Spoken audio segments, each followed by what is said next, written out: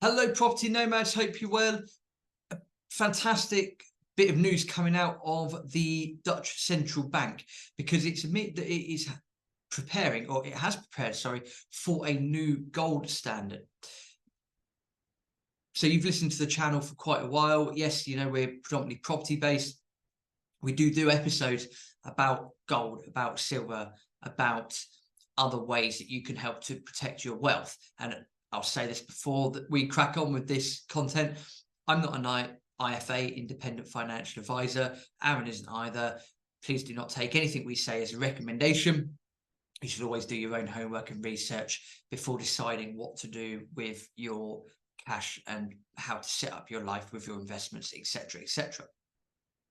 One thing we have been saying for a while now is that gold and silver are very, very good at certain things, and that there's definitely a place for them in the world. So this particular article from the Dutch central bank, I find absolutely phenomenal, because this is ultimately where the world is going, and it's important that we recognize that and we get on the right side of the potential winning trade that's coming up.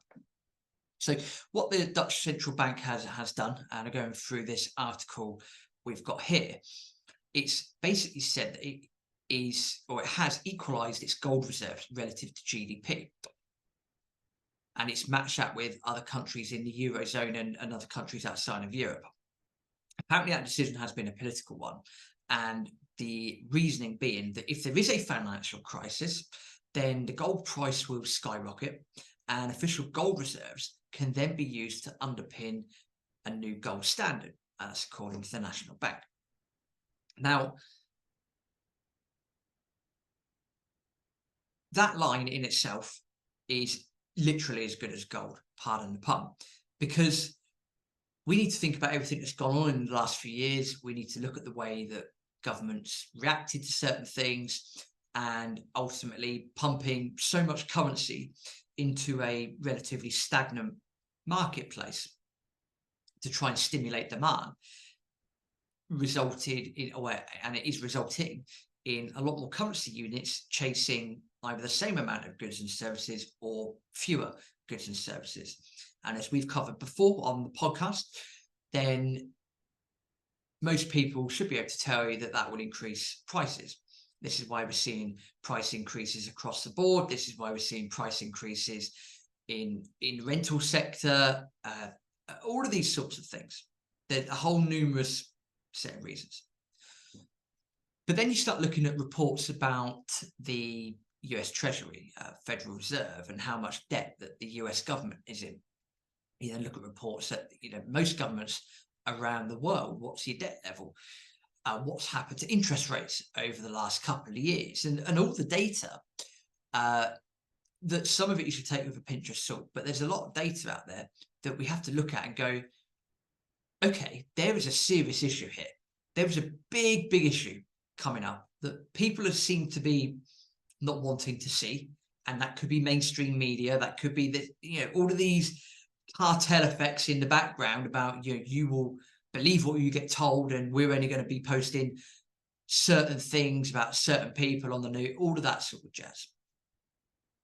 But you start looking at all of this, and you should come to the conclusion, you might not, but you should do, you should come to the conclusion that, hang on a minute, there's quite a big crisis coming up the road here. Where interest rates have gone up quite considerably in comparison to where they were. We've got a lot of extra currency units. We've got cash just being handed out for X, Y, and Z. You know, I'm feeling the pinch in my pocket here with, you know, my gas bill, my electric bill, my insurance. Don't get me started on car insurance. So I'm feeling the pinch here. And all of this financial data indicates that something major is coming down the road. Could there be a financial reset? Could there be a case where the whole world implodes financially and we have to start again? Will there potentially be a stage where it doesn't implode, but through accounting practices and things like that, the people, central banks, will actually revalue gold. Now, if they do that, I'm not saying that's going to happen, but if they do that, there's various reports out there that gold could be anywhere between $20,000 and $30,000, possibly $40,000. And that's just through an accounting practice if they get revalued. Now, if that does happen, and you're like the Dutch central bank here, where you have started to, you've equalized your gold reserves, and then randomly, or not randomly, but then the price of gold gets revalued, you're laughing. As a central bank, you're laughing, because then you're then pegging it to something properly, and you've got all that store of value in the background. Of course, if you're looking at this from an individual point of view, and you have bought some bullion, and we all buy bullion for different reasons, but let's just say you have purchased because you think they're going to reset the gold price, and then the gold might go from $2,000 to $20,000.